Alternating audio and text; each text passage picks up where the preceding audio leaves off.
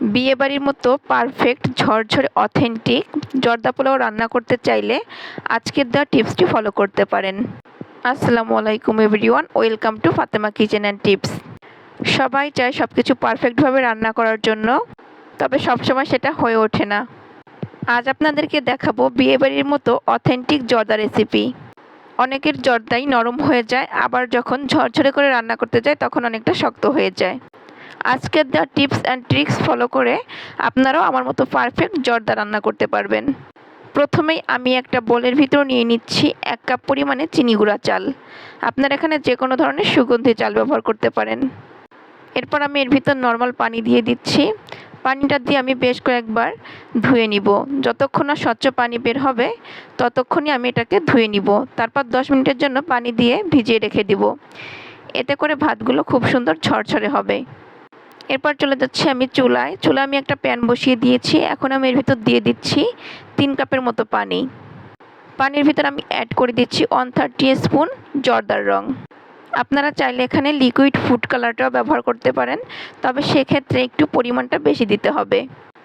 পানির ভিতর যখন খুব ভালো মতো বলক চলে আসবে তখন আমি ধুয়ে রাখা চালগুলো পানির ভিতর অ্যাড করে দিচ্ছি।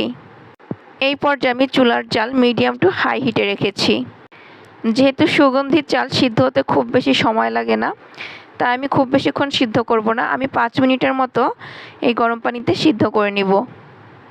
আর এই সময় অবশ্যই খেয়াল রাখতে হবে চুলার জালটা কিন্তু লো ফ্লেমে রাখা যাবে না, তাহলে কিন্তু চালগুলো নরম হয়ে যাবে।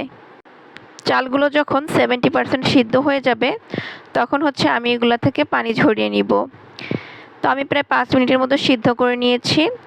এখন আমি দেখিয়ে দিচ্ছি চালটা কী পরিমাণে সিদ্ধ হয়ে গেছে।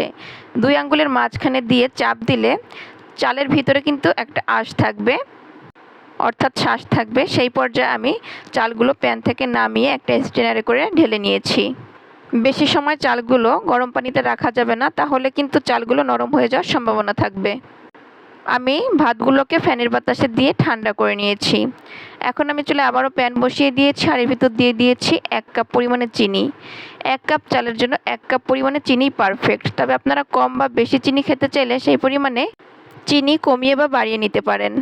সাথে অ্যাড করে দিয়েছি 4টা এলাচ, 4টা লবঙ্গ, 2 টুকরা দারচিনি আর 2 টেবিল চামচ ঘি। দিয়ে দিচ্ছি কমলার রস 3 টেবিল চামচ। সাথে পানি অ্যাড করে দিচ্ছি 4 টেবিল চামচের মতো।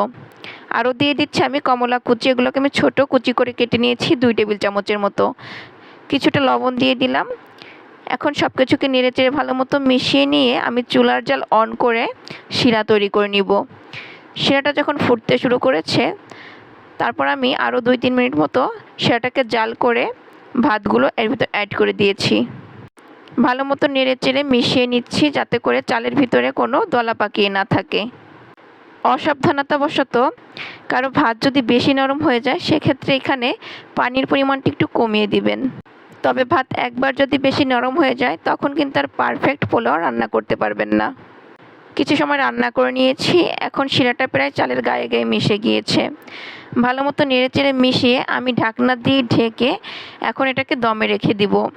আমি একদম লো হিটে 10 মিনিটের মতো দমে রেখে দিয়েছিলাম।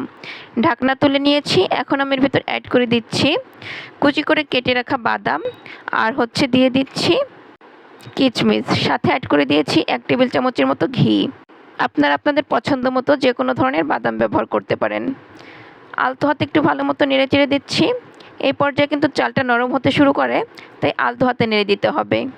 তারপর আমি এটাকে আবারও ঢাকনা দিয়ে একদম লো হিটে দমে রেখে দিব 12 থেকে 15 মিনিটের মতো। ফিরে আসছি প্রায় 12 মিনিট পরে। এই পর্যায়ে কিন্তু আমার ভাতগুলো খুব ভালোভাবে সিদ্ধ হয়ে গিয়েছে আর প্রপারলি কুক হয়ে গিয়েছে। জর্দাটা থেকে খুব সুন্দর একটা স্মেল আসছে। আমি আলতো হাতে জর্দা পোলাওটাকে একটু ছাড়িয়ে নিচ্ছি। তারপর আমি এটাকে সার্ভ করে নিব। মাশাআল্লাহ, আমার জর্দা পোলাওটা একদম পারফেক্ট হয়েছে। একদম ঝরঝরে আবার খুব ভালো মতো সিদ্ধ হয়ে গিয়েছে। এখন আমি কিছু বেবি সুইটস দিয়ে জর্দাটাকে ডিজাইন করে নিচ্ছি। উপর দিয়ে সামান্য একটু বাদাম কুচি ছিটিয়ে দিয়েছি। মিষ্টিগুলো দেওয়া অপশনাল, এটা ডেকোরেট করার জন্য আমি দিয়েছি, আপনারা চাইলে স্কিপ করতে পারেন। আর মাশাআল্লাহ, আজকের জর্দা পোলাওটা খেতে কিন্তু অসম্ভব মজার হয়েছিল। আপনাদের কাছে কেমন লেগেছে আজকের ভিডিওটা অবশ্যই কিন্তু কমেন্ট করে জানাবেন। ভালো লাগলে লাইক কমেন্ট শেয়ার করে পাশে থাকবেন। এরকম সহজ ও পারফেক্ট রেসিপি পেতে আমার পেজ ফলো করতে পারেন আর চ্যানেল সাবস্ক্রাইব করতে পারেন। আজকের মতো এখানেই বিদায় নিচ্ছি। এতক্ষণ যারা আমার সাথে ছিলেন সবাইকে অসংখ্য ধন্যবাদ। আসসালামু আলাইকুম।